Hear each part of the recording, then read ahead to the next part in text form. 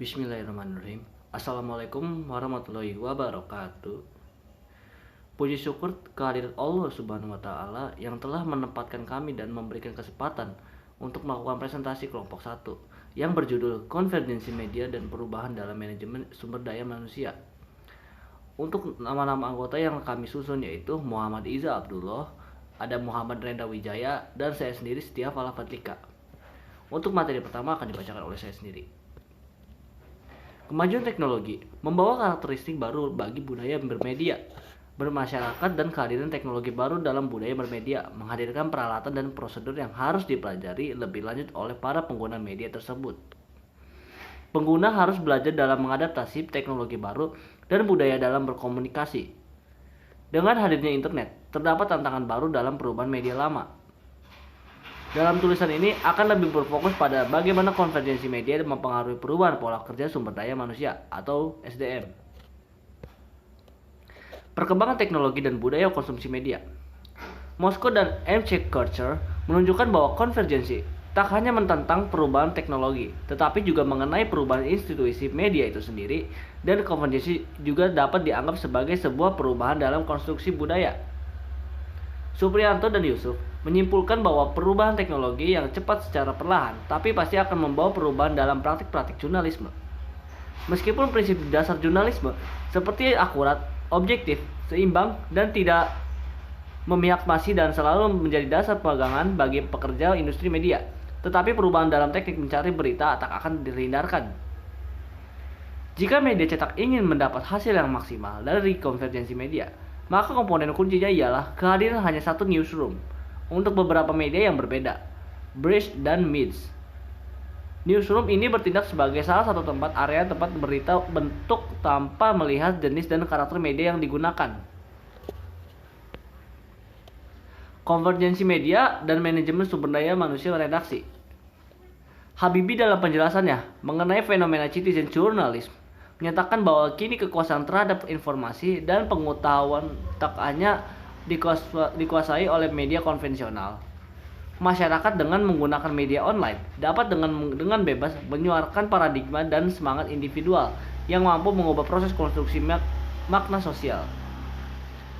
Gomez dalam bukunya Manajemen Sumber Daya Manusia menyatakan bahwa teknologi sangatlah mempengaruhi fluktuasi lapangan kerja. Setiap perubahan teknologi akan membawa dampak yang bermuara pada dua hal, yakni membantu menciptakan lapangan kerja baru atau terjadi pengurangan lapangan kerja karena digantikan tenaga mesin. Untuk yang selanjutnya akan dibacakan oleh Muhammad Iza. Dipersilakan Muhammad Iza.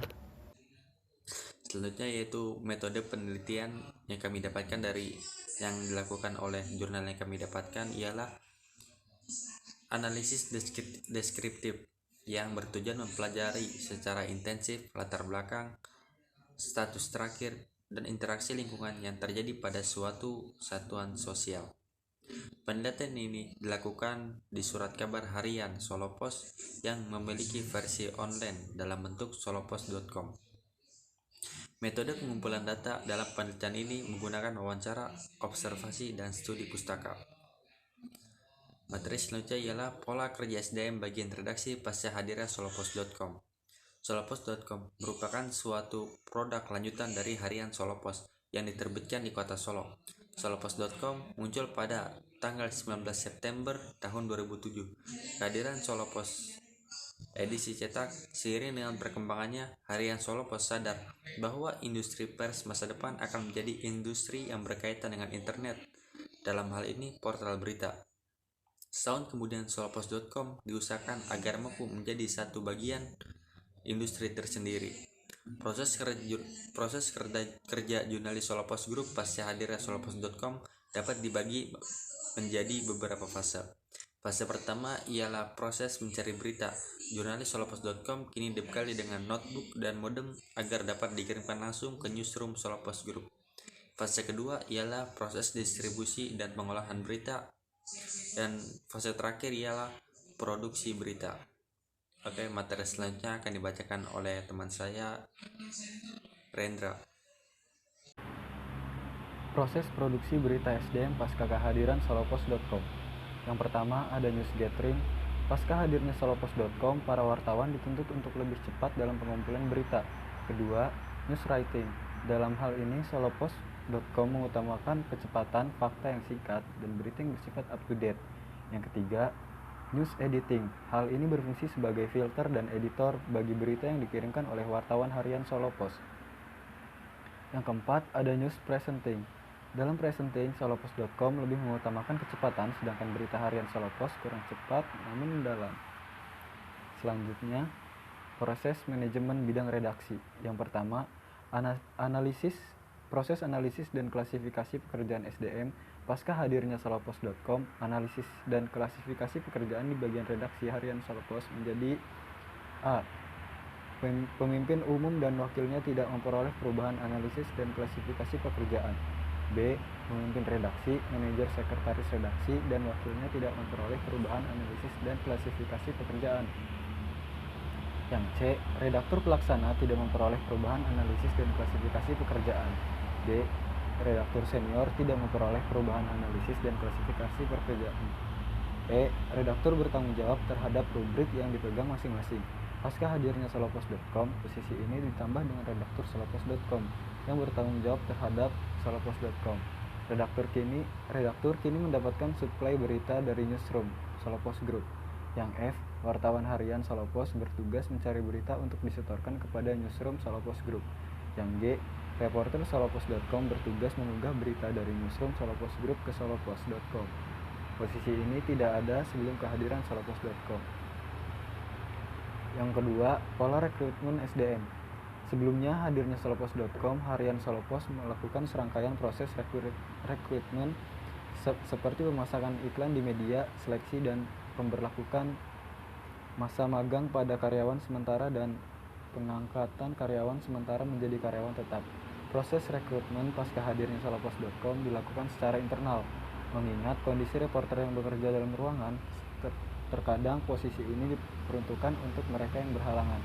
Yang ketiga, pemberian pelatihan dan pengembang SDM. Pemberian pelatihan pada harian Solopos dilakukan pada awal rekrutmen, sedangkan pasca hadirnya solopos.com tidak terlalu banyak mengubah dalam pemberian dan pengembangan bagi SDM, hanya lebih kepada gaya penulisan saja atau pelatihan yang bersifat internal. Yang keempat, penilaian terhadap SDM. Komponen penilaian yang digunakan di Solopos Group terdiri dari A. Narasumber, B. Kelengkapan berita, C. Teknik reportase, D. Editing berita, E. Halaman yang dimuat. Yang kelima, kompensasi terhadap SDM. Kompensasi dalam lingkup Solopos Group tak hanya berwujud materi tetapi ada juga pemberian penghargaan, kenaikan pangkat, dan lain-lain sebagai bentuk apresiasi terhadap performa pegawainya. Selanjutnya, arti solopos.com bagi SDM redaksi. Keuntungan. 1. Solopos.com menggunakan wartawan harian Solopos dan tidak membutuhkan wartawan sendiri. Kedua, kecepatan berita. Potensi kendala. Yang pertama, keterlambatan berita jika terjadi kendala pada jaringan. Yang kedua, kecepatan yang dibutuhkan media online terkadang tidak mampu melakukan recheck terhadap berita yang telah ditulis. Terima kasih ya. Jika teman-teman ada yang bertanya, boleh silahkan.